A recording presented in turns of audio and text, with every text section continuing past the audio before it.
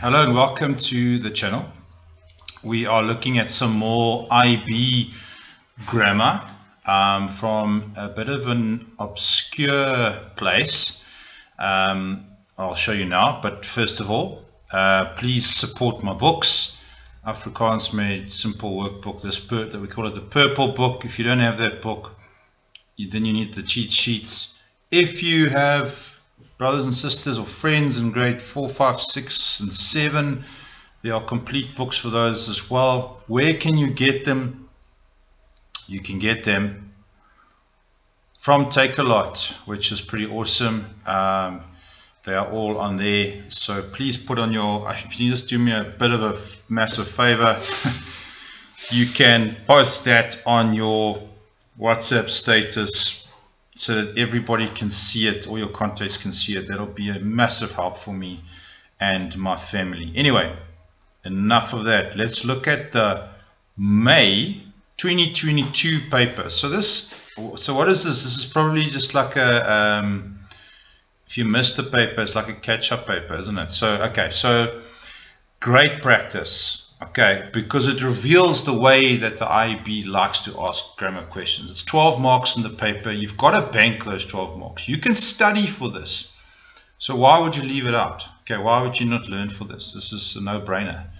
Okay, so let's look at this. There's a cartoon thingy like they normally do. This guy says, hier is die lys van universiteite waar ek gaan aansoek doen. Here's the list of the universities where I'm going to apply. The mom says, mooi, kan ons sien? Can we see? And she says, And the dad says, interessante keuse wat jy gemaak het. Interesting choice that you made. He says, jy het basies al die top partytjie universiteite gekies. You basically chose all the top partying universities. And the dad would know that, hey? He was probably there. Okay, so julle het my nog altyd geleer om hoog te mik. You always taught me to aim high. Okay, don't spend too much time on this. All right, just get into the sentences. And we'll have the first one here. Let's read the sentence. Die seun staan en praat met sy ouers. So you can see there's two verbs there with an N in the middle. Okay, and they start you with gister. So this is easy. You've learned this, eh? This is one of the rules as it's explained in the book as well. Gister. So gister het. So you want to shift both those verbs to the end, right? Okay. So you literally do that. And then you check, can you do them together? Yes, you can. You can stand and talk. So if you can do them together, then one ge is enough to cover both. If you can only do them separately, the verbs, then if it's separate, both need a ge. Okay? And that will be your answer. Copy that and paste it there. Simple as that. Okay. Number 2. Het die seun al besluit watter universiteit hy wil bywoon? Question, and they start you with nee, so it's obviously the negative, so you need the double nee. But, okay, so please, you can't miss al. If you miss al here, al that changes to nog nie, then you're going to mess this up. The other word that they like using is nog, which changes to nie meer. Very common. And then this one, al. Okay, so they'll always try and trick you with one of these. If you miss al, then you're done for it. If you say nie al, then it's wrong. Okay, so near. So after near, you use stompie word order. So after near, you always start with your subject. Die seun het. And then that word that changes, nog nie, besluit watter universiteit hy wil bywoon. So I'm going to copy and paste that. And then obviously the nie at the end. Done. Okay. Sy pa sit ook op die rusbank omdat hy na die gesprek luister. Okay, so we've got a sentence here with omdat. You've got to kind of spot that there's a conjunction in the middle. That's quite important. And they like asking this kind of question. It is hard. Okay. What are they testing? Okay. So sy pa sit ook op die rusbank. His dad sitting on the sofa because he listens to the conversation. His dad sits on the couch to listen to the conversation. Okay, so in my book, if you struggle with this one, I've made up a rule that will help you with this specific one. And this is where they ask you to remove a conjunction and replace it with the te structure. Okay, if you spot it, it's easy. Okay, right, so there's a few steps that you follow. So you take out the conjunction, you take out the subject in that sentence there. I'm going to copy and paste it now. Na die gesprek, and then before the last verb you enter a te. Those are the steps that you follow. Okay, I laid it out nicely in the book with a few exercises so you can practice that. If you spot that, you can do it like in a minute, and it's going to save you a lot of time when you're doing when you're doing the comprehensions and for when you're doing the poetry. Okay, next one. Die gesin vergader in die sitkamer. The family meets in the living room want hulle bespreek belangrike sake, because they discuss important events. So you must spot that this is a sentence with a group 1 conjunction. They are saying to you, we don't want the conjunction in the middle, and we also don't want to use want. We want to use aangezien, which is a group 3 conjunction, but it doesn't matter. Okay, you can't start a sentence with a group 1 conjunction anyway. Okay, so now you're just looking for your pattern. Okay, verb, and if you don't know what I mean by the pattern, check in the book, because you want to force that sentence now into this pattern here, where the verb ones of both sentences are meeting in the middle. Okay. The last part that's tricky with this one is you need to decide which portion of the sentence. Should this one come first after the aangezien, or should this one come first? Okay, so are you going to say aangezien, seeing that the family is meeting in the living room, they are discussing important matters? Or are you going to say, seeing that they are discussing important matters, they are meeting in the living room? I would say it's the latter, isn't it? So this sentence actually has to come first. Look, this is not easy. Okay, you have to practice this. You've got to go to the purple book and practice this. Otherwise, it's going to be always be like a bit of a guessing game. Okay, so what's the verbs here? Bespreek. So, okay, so let's pop that sentence in there. Aangezien hulle belangrike sake bespreek, comma, so there's your verb. Now we need another verb. What's the first verb in that sentence? It's vergader. They meet. Okay, there's your verb. Boom. Vergader die gesin in die sitkamer. Alright. I think the other way would be wrong. I think when they mark it, they might decide differently, but it doesn't sound right the other way around. Okay. It doesn't sound right saying, seeing that they're meeting in the living room, they are discussing important events. Okay, it's a tricky one.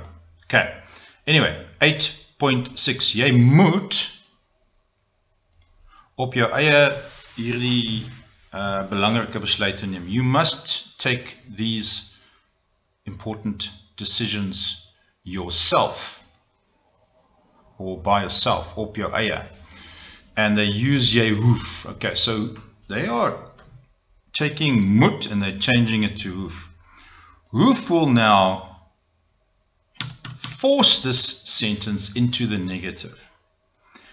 And hoef comes with a partner. It comes with te. So it will go nie op jou, jy hoef nie op jou eie hierdie belangrike besluite. So the te will always go before the verb or verbs at the end, and the trick here is that there's two verbs. There's a verb and there's a verb. So the te has to go there, has to go in there. You can't go in between verbs or at the end.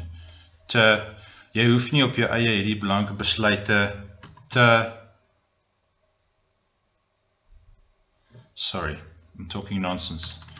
Besluite is not a verb. I apologize. So there's only one verb. Te neem, and then don't forget your nie. Alright, so there's the last verb at the end. Easy enough. I don't know why I thought besluite is a verb. I'm going mad. Alright, so that's the answer. So the hoef forces the sentence into the negative. It comes with two nies, it comes with a te. You must know that you put that te just before the verb or verbs at the end. Happy? Okay, 8.7. This is an interesting one. Okay, die seun praat met sy eie ouers. He talks to his parents. He wants to go to university. Okay, so this is betreklike voornaamwoorde.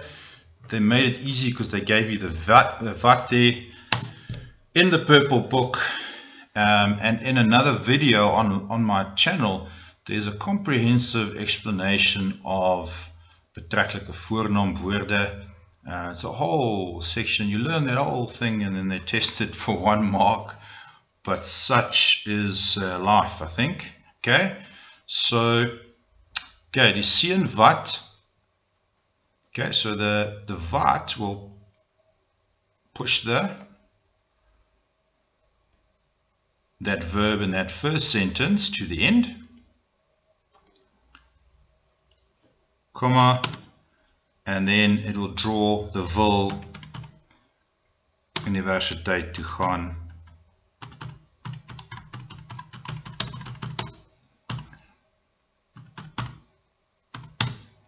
Okay.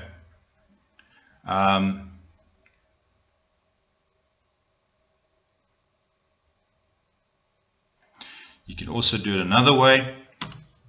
You can say die seun wat universiteit toe gaan, praat met sy ouers. They don't often work both ways, but in this case they do. Wat universiteit toe gaan, praat met sy ouers. Like that. Okay. So there's two ways that you can do that. Okay, so that wat acts as a group 3 conjunction that pushes that verb to the end and draws that verb in the second sentence to the beginning of the sentence. Okay. Go through that section in the book or in the video. Okay. Die ouers moet die seun help om die regte keuse te maak. And they start with die seun. Wow, this is a tricky one. Okay, so this is leidende form because they're starting with the object. Okay, so you're going to use the third formula for leidende form. Okay, so remember there's word deur, is deur, and then the third formula is sal, moet, kan, and kan deur. Okay, so all the helping verbs will fall into that third group. Okay, I also see a very big infinitive here. And remember, the rule with infinitives is just leave it alone. Don't try and mess with it. There it is. Okay. Okay, so now you follow your leidende vorm formula that you've learned from the purple book or from cheat sheets. Okay, die seun moet deur sy ouers gehelp word, and then the infinitive om die regte keuse te maak. And then you put your infinitive in there. Okay, om die regte keuse te maak there. Copy, paste. Happy? Follow your formula. You've got to learn the formulas for leidende vorm. If you don't know the formulas, you can't get this right. Okay. Alright, let's move down here. Sy pa vra vir die seun, is jy emosioneel gereed vir universiteit? The father asks the son, are you emotionally ready for university? Sy pa vra vir die seun of. So they do this thing for you, man. This is so easy. So they put in the of for you. Of acts as a group 3 conjunction, which means that is can't be anywhere near it. It has to go to the end. Can it go to the end? Yes, I think it can. There's nothing that stops it, is there? No. Okay. And remember, when it comes to the pronouns, change them so that they make sense. In other words, translate them into English in your head. So the father asks the son if he, of hy, he is hy, of hy emosioneel gereed vir universiteit is. Okay, that's a pretty simple one. Thanks for that. Okay. Alright. Sy ouers word gereeld deur die lui seun se onderwysers gekontak. So yeah, you have, you must spot that this is in the leidende vorm. Okay, word deur, and then there'll be a ge on the verb.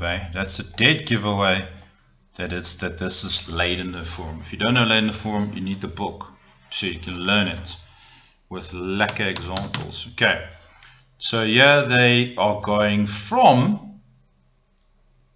leidende vorm back to normal sentence structure, back to normal stompie.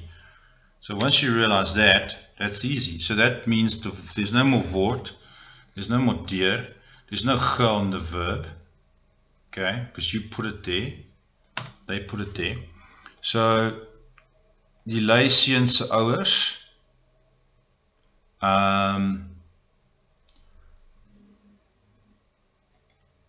die lui seun se onderwysers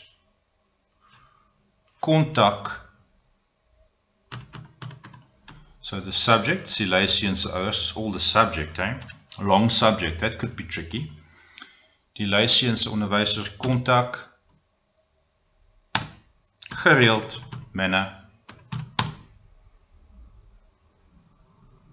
sy ouers. And that's the object. I think that's right. Why does it sound so awkward? Die lui seun se onderwysers kontak gereeld sy ouers. Yeah, that's right. Okay. 8.11. Sy pa kyk na die lys van universiteite. Hy twyfel oor sy seun se keuses. His dad looks at the list of universities. He doubts his son's choices. And then they use nadat. Okay, so this is one that you must watch out for. I do flag it in the book. Okay, nadat. So they want you to start with the conjunction, which means you know the pattern that you've learned from the book. So you've got the verb 1 there from the first sentence, and the verb 1 from the second sentence, and then a line. Okay, and then the rest of the sentence. But nadat is an interesting one because it forces the sentence into the past tense. I think it's the only one. Teachers, am I correct here? Nadat, after. Nadat's the only one, or was there another one? Just remind me if I'm missing something. But I think nadat is the only one that forces these two sentences into the past tense. Okay. So after he looked at the list of universities, he doubted. So you can't doubt and then look at the list. So this sentence has to become first. So nadat say pa, and you must change it to the past tense. So the head's going to be at the end. Check here. Okay, so this is in the book. You've got to practice this. You can't pitch up in the exam and get this right. Just never. Okay. Nadat sy pa na die, goodness sake. Nadat sy pa na die lys van universiteite gekyk, on the verb, het at the end of the sentence. The head's there because of the pattern of the thing, of the voegwoorde. Okay? Now you can change the second part into the past tense, or you can leave it. That is up to you. I would just change it in case they get a bit, I don't know, bloody finicky when it comes to marking at the marking center at the end of the year. Het hy oor sy seun se keuses getwyfel. It would have been perfectly acceptable just to say twyfel hy after the comma, twyfel hy oor sy seun se keuses, because it's already marked as past tense. That doesn't have to be in the past tense. But I know a lot of teachers won't agree with that, but it is what it is. I think just for safety, just change both into the past tense so that we don't get the markers to debate at the end of the year. We just want green ticks, or correct ticks everywhere. Okay, next one's easy. Okay, elke kind moet 'n kans kry om verder te studeer. Okay, so they change moet to behoort. They change must to should. Okay, so behoort, you know, comes with a friend. It comes with te. Where does it go? It goes at the end before the last verb. Simple as that. Okay, so moet changes to behoort. So you're not going to use moet again. Moet 'n kans. So let me copy that. Ooh, look at this. Okay, I almost missed it myself. There's an infinitive. So here's the trick of the sentence. To studeer. What's going on here? There's an infinitive. So you've got another te structure. Yeah, look at this. Gosh, I almost missed it. See how easy it is to screw up? Okay. Elke kind behoort 'n kans. Everything happens. Remember, leave the infinitive at the end. Don't fiddle with the thing. You can't put anything in between it. Okay, so there's your last verb. What goes before the last verb? You know that behoort goes with the te. Behoort 'n kans te kry, and then your infinitive as it stands. Om verder te studeer. Alright, so be careful. Always be careful of the infinitive. They throw it in there to confuse you, or for you to move the kry over it or something like that. I don't know. Okay. That's a sneaky one. Okay. Die seun stel 'n nuwe lys van universiteite op. Volgende week sal. Okay, so sal moves stel to the end. You know that if there's a preposition at the end, that thing joins onto it. That's pretty simple. So that'll be your answer. Okay. So that's that. Well done. That's another paper done. I hope these help.